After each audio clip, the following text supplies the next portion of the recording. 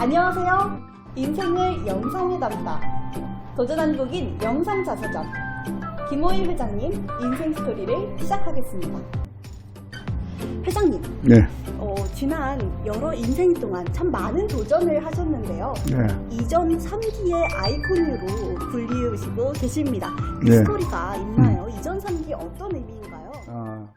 제가 고려대학교 정치외교학과를 졸업하고 서울서 한 20년 생활을 하다가 고향에 국회의원 출마를 하기 위해서 고향에 내려가서 두 번을 공천을 못 받고 무소속으로 출마를 해가지고 낙선을 했습니다. 그러나 매일 꼭 10년을 새벽 4시에 일어나서 약수터에 운동하러 오는 사람 인사를 시작으로부터 목욕탕에 가서 등도 밀어주면서 사람들하고 인사하고 아침 먹고 나면은 거리 차례대로 가게들을 찾아서 인사 나누고 오후 서너 시가 되면은 재래시장에 들어가서 또 장보러 오는 사람들을 만나고 저녁에는 술집이나 식당에 가서 인사하고 하는 일을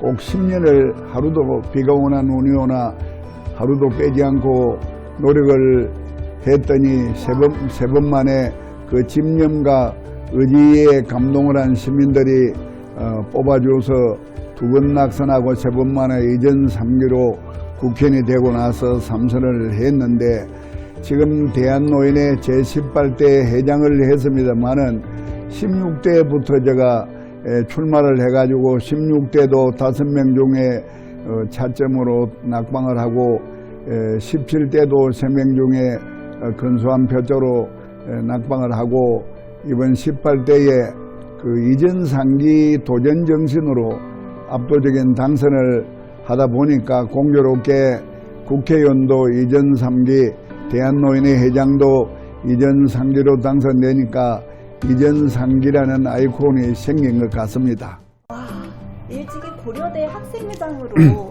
이미 리더십을 발휘하고 계셨는데요. 새벽 4시부터 밤까지 정말 한도 떠나지 않고 우리 시민들과 소통을 하신 김호일 회장님의 마음을 온 국민이 알아주었던 것 같습니다.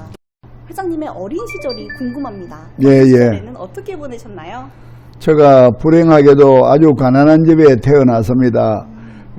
우리 아버님은 일본에 가서 돈을 번다고 가셨는데 어머님 혼자서 저 밑에 동생하고 두 형제를 키운다고 보따리 행상을 하고 식당에 부엌일도 하면서 이렇게 고생을 하셨는데 그러다 보니까 초등학교부터 알스깨끼 그 당시에는 옆구리에 상자에 알스깨끼 들은 걸 메고 알스깨끼 장사를 하는 그런 알바를 하고 신문 배달도 하고 그러는 고학을 하면서 고등학교까지를 졸업하고 대학 진학도 완전히 가정교사로만 대학을 졸업하는 그런 어려움을 극복한 그런 추억이 아련합니다.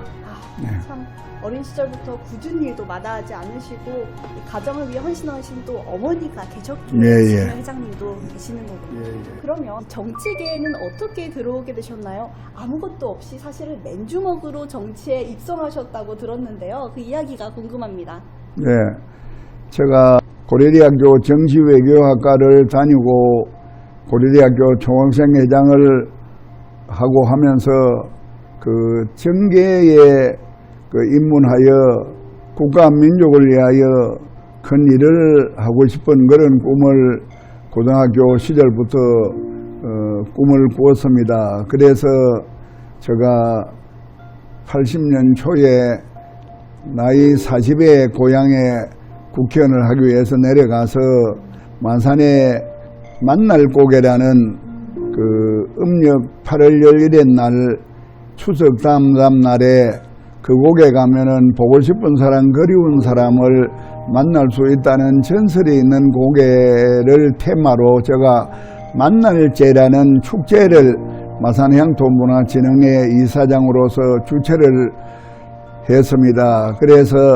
만날제라는 그 축제에 그냥 수만 명의 시민들이 운집에서 축제를 즐기고 하면서 그리고 나를 좀 더 인식시키기 위해서 우리 한복을 제가 입기 시작했습니다. 그래서 꼭 10년을 사시사철 한복을 입고 다니기 때문에 마산 시민들이 한복하면은 김호일로 연상할 정도로 한복으로 내 이미지 메이킹을 하고 마산 시민이면은 어른이나 저하고 손을 안 잡아본 사람이 거의 없을 정도의 많은 노력을 했거든요.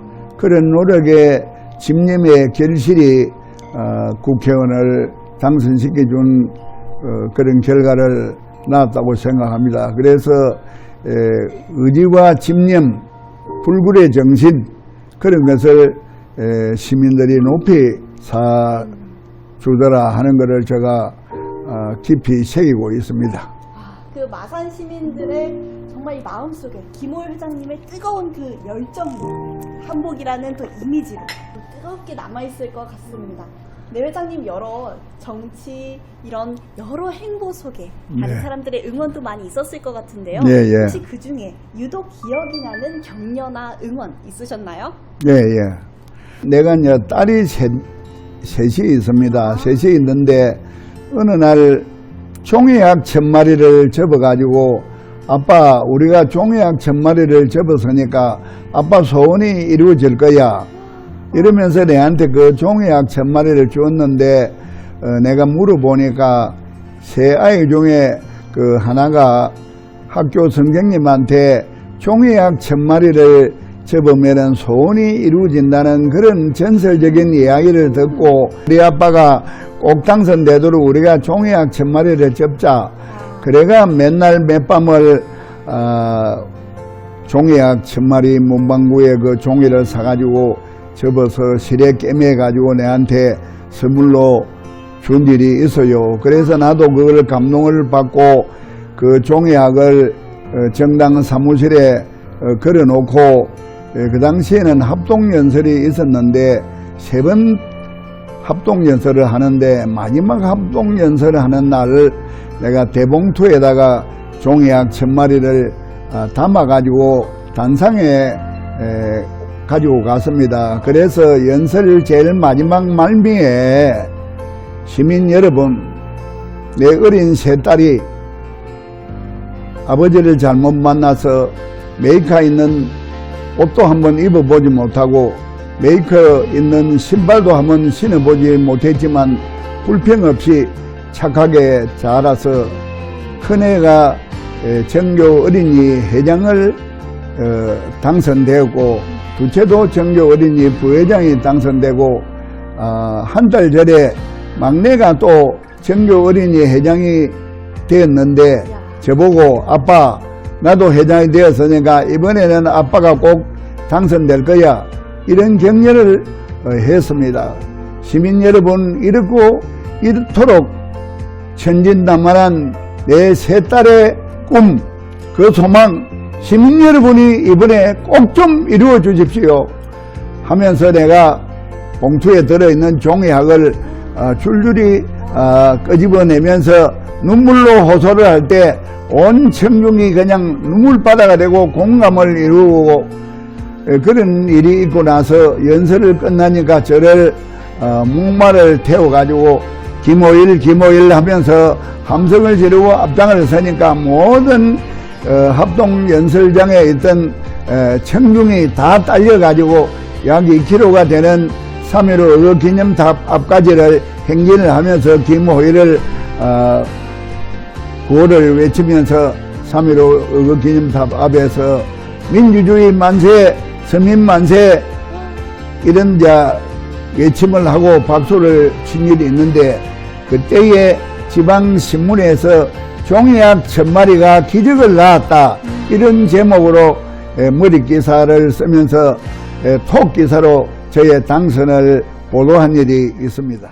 그 세 따님이 종이약 1000마리를 접었다는 이 사실이, 이걸 보고 감동을 받지 않을 시민이 과연 누가 있을까요? 이전 3기의 도전 아이콘 김호일 회장님, 회장님에게 도전이란 어떤 것일까요? 예, 도전은 목표를 달성할 때까지 끊임없이 좌절하지 않고 노력하는 것이 결과적으로 도전이 될 겁니다.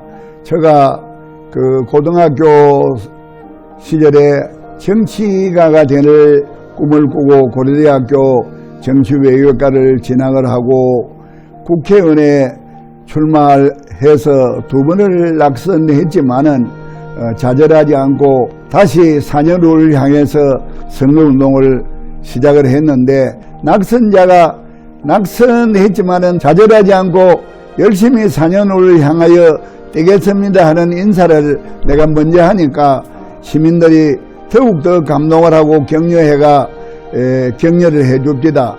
그래서 용기를 얻어서 처음에 7중에 5등이, 2번째는 2등이 되고 3번째는 1등이 되는 그런 결실을 낳았는데, 좌절을 하지 않고 꾸준한 목표를 향한 꾸준한 노력이 도전 정신이 결국은 승리를 낳을 수 있는 밑거름이 되더라 하는 그런 철학을 제가 갖고 있습니다. 큰 목표를 설정하기보다도 회장님의 도전 그 성공 비결은 좌절하지 않고 꾸준히 그 목표를 향해서 나아가는, 그것이 바로 회장님의 도전의 법칙이네요. 예. 회장님 삶의 원동력이 있다면 어떤 것이 있을까요? 그래, 삶의 원동력은 그 민족과 국가와 사회를 위해서 유익한 사람이 되어야 되겠다는 그런 목표를 갖고 그 목표를 이루기 위해서 부단한 노력을 해오는 그런 집념, 실천, 그것이 제 삶의 성공의 원동력입니다. 네, 알겠습니다. 회장님의 지금까지 인생에 혹시 전환점이 있으신가요? 제가 고등학교 1학년 때 개척교회에 다니면서 아주 신앙의 불이 붙어가 목사가 되고 싶은 그런 꿈을 갖고 기도도 많이 하고 노력을 했습니다. 그래서 목사가 되려고 신학 원서를 샀다가 정치를 먼저 해야 되겠다는 생각으로 고려대학교 정치외교학과로 진학을 하면서 내 인생의 전환점이 이루어졌고, 목회를 하다가 제가 이제 노인들의 미래를 자꾸 걱정을 하다 보니까 대한노인의 회장으로 출마를 해라는 권유를 하는 사람이 많아가지고 대한노인의 회장을 하기 위해서 전국 투어를 하다 보니까 내 생각이 좀 변했습니다. 내가 한 100명의 성도를 가지고 목회를 하는 것보다는 1000만에 육박하는 이 노인들은 내세를 가장 걱정하는 그런 연령층이지 않습니까? 그래서 대한노인의 회장이 되어서 1000만 노인들을 하나님께로 인도하면은 그것이 더욱더 하나님께 영광 돌리는 일이 아니겠느냐.